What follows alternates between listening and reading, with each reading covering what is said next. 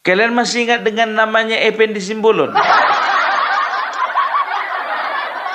Itu loh kader PDIP yang dipecat Megawati.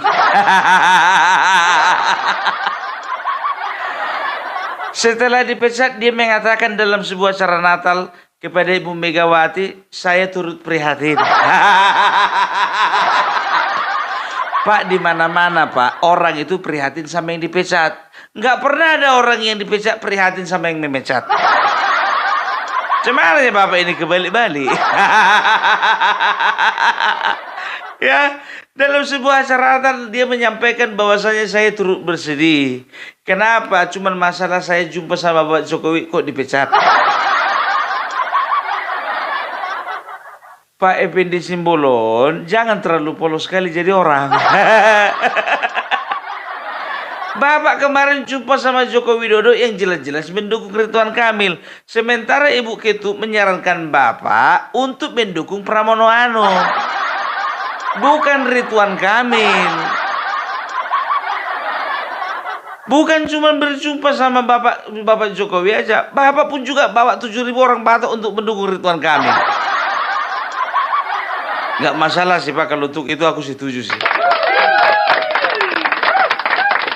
Aduh, dan dia katakan apa? Ya, Ibu Megawati, biarlah damai Natal mengisi hatimu. Ya, bermaaf-maafkanlah kalian sama Bapak Jokowi. Karena bagaimanapun juga Joko Widodo itu adalah orang yang berjasa kepada bangsa ini dan berjasa kepada Partai PDI Perjuangan. Nah, sekarang begini, kalau dulu kalian mendengarkan itu dari mulutnya Opung Parbelak, mungkin kalian agak ragu-ragu. Nah, ini langsung dari kader PDIP sendiri. Bahwasanya Bapak Joko Widodo itu ya berjasa terhadap bangsa dan juga terhadap partai. Bahkan lebih banyak jasanya sama partai daripada sama bangsa ini. Kenyang. Ya, itu dia. Jadi selama ini yang di framing bahwasanya Bapak Joko Widodo pengkhianat, Bapak Joko Widodo lupa kacang sama kulitnya, Bapak Joko Widodo adalah anak buah yang sudah melupakan pemimpinnya, bohong itu. Gitu dia. Justru kalau misalnya boleh dibalik, sebetulnya ya PDIP lah yang lupa kacang sama kulitnya. Kok bisa pula kayak gitu, Bung? Udah main kacang-kacangan kita ya, Bung ya?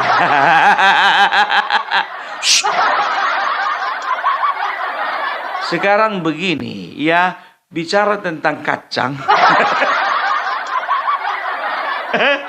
Kalau berbicara tentang kacang lupa sama kulitnya, ya PDIP pun juga nggak kalah lupa kacang sama kulitnya. Karena figur seorang Joko Widodo lah makanya PDIP itu dapat pamor. Termasuk Opung Parbelak nggak pernah kenal namanya PDIP kalau nggak ada Jokowi. Ingat ya, berapa banyak orang, berapa ribu orang, bahkan berapa juta orang memiliki statement yang sama dengan Opung Parbelak. Kami nggak akan pernah kenal yang namanya Partai PDI Perjuangan kalau kami tidak kenal dengan Bapak Jokowi. Itu dia. Udahlah Bu, sudahilah kesombongan Ibu. Betul yang dikatakan Bapak Effendi Simbolon itu, berbaikanlah Bu sama Bapak Jokowi. Apa sih salahnya? Sebesar apa kesalahan Jokowi? Sejahat apa sih Bapak Jokowi itu? Nggak jahat itu, yang jahat itu malah kalian yang berpikir bahwasanya beliau itu meninggalkan kalian. Sebetulnya kalian yang sudah menyepak dia keluar. Sekarang kan terbukti. Jadi begini ya, sekarang begini ya. Jadi pertanyaan, mana lebih besar PDIP atau Jokowi? Kutanya dulu sama kalian. Kalau pertanyaan ini gampang ini. Ini tidak sesulit pertanyaan mana duluan ayam sama telur. Kalau ku bilang mana duluan ayam sama telur, bingung kalian. Tapi kalau dibilang katanya mana lebih besar Jokowi sama apa namanya PDIP, gampang itu. Langsung aja aku jawab di depannya Jokowi. Kenapa begitu?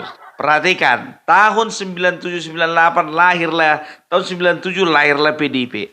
Tahun 99 ya masuklah musim pemilu ya. Momen saat pemilu ya, tahun 99 pemilu setelah reformasi. Oke ya, PDIP mendapatkan suara terbanyak. Waktu itu walaupun PDIP mendapatkan suara terbanyak, tapi Megawati gagal menjadi presiden. Dan dia bisa menjadi presiden oleh karena apa? Oleh karena pergantian. Kenapa pergantian? Karena Abdurrahman Wahid dilengserkan. Siapa yang melengserkan? Kalian tanya sendiri orangnya. Ya, itu dia ya. Dan masuk tahun 2004. Ingat ya, semenjak lahirnya PDIP ya, tahun 99 itu peserta pemilu pertama kali mengikuti pemilu. 2004 itu kedua kalinya mengikuti pemilu. Coba perhatikan ya. 2004 bisa dikatakan ya pemilu yang betul-betul fenomenal. Karena apa? Karena rakyat diizinkan untuk memilih presidennya sendiri. Nah, ternyata nggak terpilih tuh. Ya, nggak terpilih. Ya, setelah itu 2009 dia coba lagi, nggak terpilih juga. Kan begitu. Nah, bisa dikatakan persentasenya itu makin lama makin anjlok itu PDIP, kan begitu. Nah, ada sosok Joko Widodo, terselamatkanlah PDIP ini. Iya. Bukan cuma terselamatkan, tapi bisa makan. Bukan cuma bisa makan, tapi kenyang. Melimpah-limpah. 2014 masuk barang itu. 2019 makin dalam masuk barang itu. 2024 karena udah agak renggang, agak keluar sikit barang itu. Coba lihat dulu perolehan suara mereka. Walaupun mereka itu juara pertama, tapi perolehan kursi kurang 17 kursi. DPR RI kurang 17 kursi. Apa gak gawat itu? Makanya pentolan-pentolannya sekarang itu biar tahu, kalian jujur aja gue bilang, tapi ada hikmahnya juga, ya kan? Kalau sempat misalnya 2004 menang orang itu yang 17 kursi. Karena 17 kursi itu ada kursinya si Ripka Ciptaning. Ada kursinya si Jarot. Ada kursinya si Trimedia Panjaitan. Banyak itu kursi-kursinya orang vokal itu. Sekarang yang vokal tinggal 2. Deddy Sitorus dan juga Adian Apitupulu. Kan begitu. Gantuk aku dari orang ini. Makanya aku bilang ya, dari situ ya Joko Widodo dengan menampilkan sosok yang tidak lagi bersama-sama dengan PDIP kepada masyarakatnya, seolah-olah dia ingin menunjukkan kepada masyarakat bahwasanya saya tidak lagi di PDIP. Kurang 17 kursi. Apalagi nanti 2029, dibilang Bapak Joko Widodo tahun 2025. Saya buka partai baru, habis. Makanya Adi Prayitno mengatakan apa? Kalau sempat Joko Widodo buka partai baru, separuh kadernya, separuh pendukungnya, separuh simpatisan dari PDIP pindah ke partai Bapak Jokowi. Itu bukan aku yang ngomong loh, itu pengamat politik.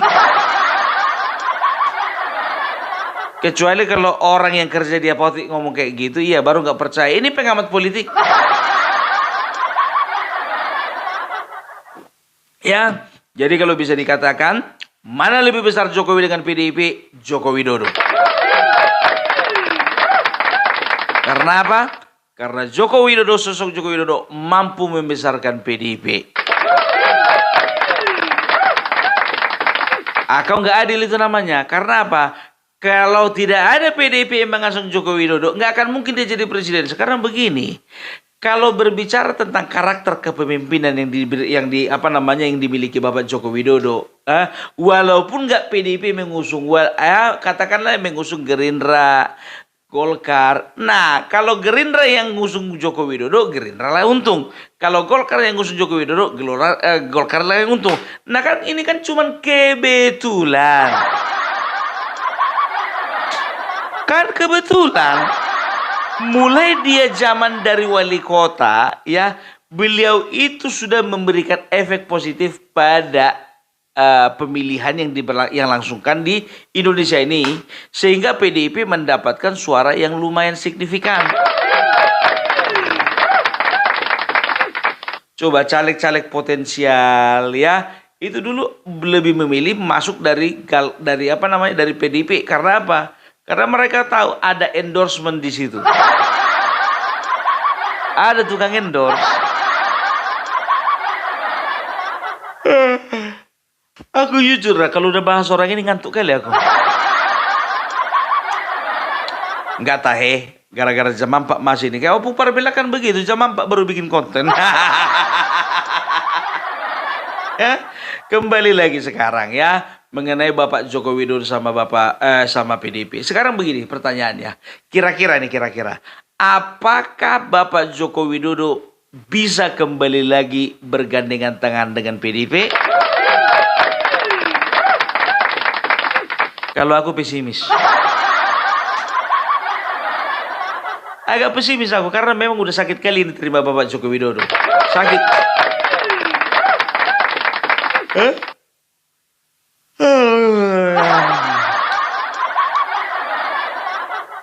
Aku nggak sanggup lagi bicara tentang orang ini, Pak. Kita tidur aja yuk. Karena kalau bicara tentang Jokowi dan PDIP, ya, sama ibaratkan minyak dan air, itu nggak akan bisa ketemu lagi. Karena apa? Karena PDIP, ya, itu memang terlalu diisi dengan orang-orang yang memang benci dengan Joko Widodo. Sementara Joko Widodo juga akan bikin partai baru.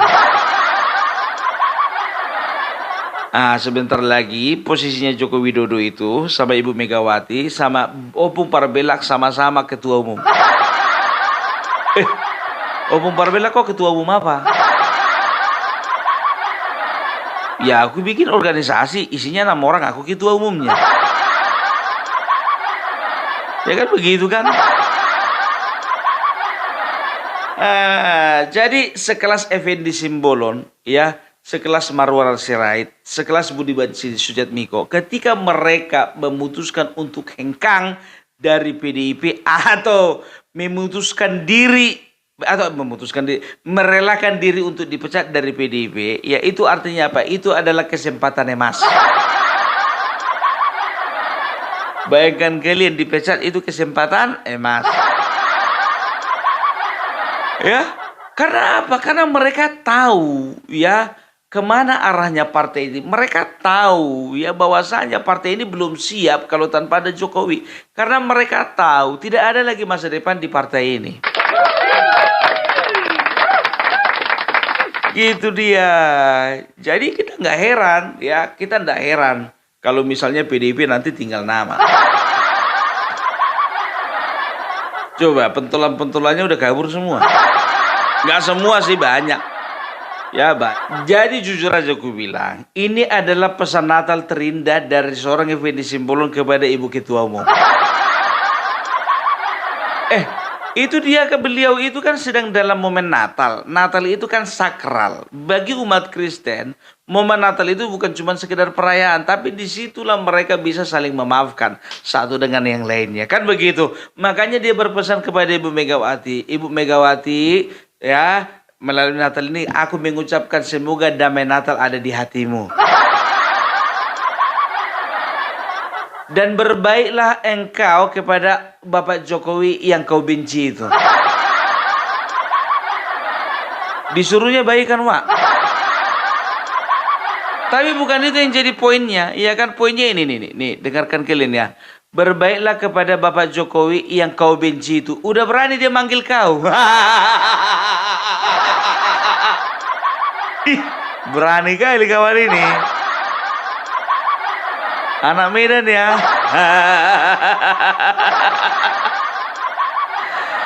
Tapi itulah, selama ini manggil ibu. Ibu Ketum. Ibu mau kemana ibu? Sekarang udah berani-berani merintah dia. Berbaiklah engkau dengan Jokowi yang kau benci itu. Oke, Pak Effendi Simbolon bikin partai baru. Masalah laku nggak laku nantilah urusan belakangan itu. Faisal Assegaf aja bikin.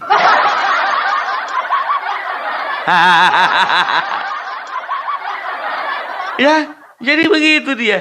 Jujur ku bilang sama kalian, Effendi Simbolon ini salah satu kader mereka yang sangat punya prinsip. Aku masih ingat beberapa tahun yang lalu ini orang ya satu-satunya DPR yang berani melakukan sesuatu tindakan yang bertolak belakang dengan anjuran presiden. Ya, jadi waktu itu kapasitasnya bukan sebagai DPR, tapi sebagai, kalau nggak salah sebagai kader, kan begitu. Ya, ini orangnya punya prinsip, ya. Walaupun Jokowi bilang begini, dia nggak akan mau kalau memang nggak cocok di hatinya nggak dibikinnya itu. Makanya kemarin itu aku agak heran juga dia dukung Bapak Joko Widodo karena apa? Karena kemarin hari ya dia salah satu termasuk yang nggak terlalu mendukung. Tapi itulah ya, semuanya bisa berubah kan, bisa berubah semuanya, ya kan? Makanya dia katakan apa, Bu Mega, semua ada waktunya. Maunya dilanjutkan Pak, ada lanjutannya dong Pak. Ini nggak dilanjutkan, cuman semua ada waktunya. Jadi bingung kami, waktu apa? Langsung aja bilang, Bu Mega, semua ada waktunya. Ada kadang di atas, kadang di bawah. Ya akuilah kalau memang kalian sekarang lagi di bawah. Kan begitu. Jadi kalau Effendi Simbolon ini bisa dikatakan ini udah karatan juga ini di PDIP. Karatan ini, tapi justru ku bilang sama kalian, yang karatan-karatan ini yang keluar dari PDIP pula. Coba. Nggak habis pikir kita biar tahu kalian, ya kan? Jadi itu aja lah, ya. Kami juga menyampaikan kepada seluruh umat yang beragama Kristen, ya. Selamat Natal dan Tahun Baru, ya. Semoga damai Natal ada bersamamu dan juga semoga damai Natal ada di hatimu, dan jangan sampai lupa ya, berbaik hatilah kepada orang yang kau benci. Ya, jangan lagi ada kau benci bapakmu, mamamu, adikmu, tetanggamu, siapapun yang kau benci, hapuslah itu dari dalam hatimu. Aku mau ke Effendi Simbolon dulu. Emang dia aja bisa mengucapkan pesan Natal. Aku juga mau aku. Iya, dan jangan sampai lupa ya untuk perantau-perantau yang jauh dari kampung, kalau memang ada uangnya, pulang kampunglah kalian. Mama kalian menunggu di kampung. Ya, itu dia. Tapi kalau nggak bisa, jangan coba-coba pinjol. Nanti nggak ada uang kalian pulang kampung, pinjol pula kalian. Oke ya, jadi itu dulu dari Opung Parbelak. Ya, salam NKRI, NKRI harga mati.